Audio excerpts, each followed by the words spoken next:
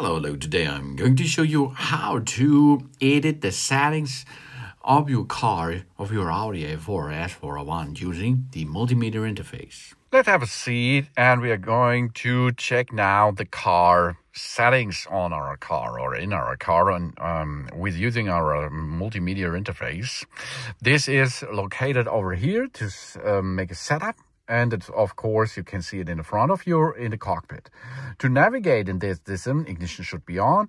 You can use this device here. This is a joystick. You can go up and down. You can agree or go to the settings by pushing it down. You can go left, right, up and down with that button too. Left button, right button available. And of course, you have here a back button that means go one step back. Or if you are nearly somewhere deep in the folders, you can go to menu, then you're back in business on the main screen. So now let's perform here a clear setup of our car, interior and additional parts of our car. So we navigate now to car settings. Then we have central locking staff. Doors to unlock all or the driver's door only. If you're alone on the road, it is good to make only the driver's door will unlock or lock.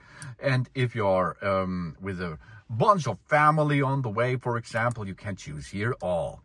Then we can switch here a long press to open the windows. If you make a long press on the opening button of your remote, you can open the windows to evacuate a little bit hot air out of the car, for example. And to disable the boot lid handle. If you are driving in a big city, for example, it is good to disable the boot lid handle, because if you stand there and someone uses the boot lid, he can enter into your car while you are sitting in front of the car, for example. So you can now disable this function.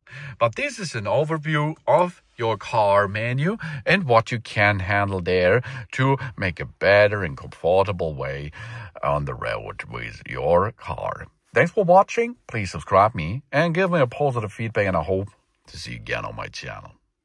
Sun.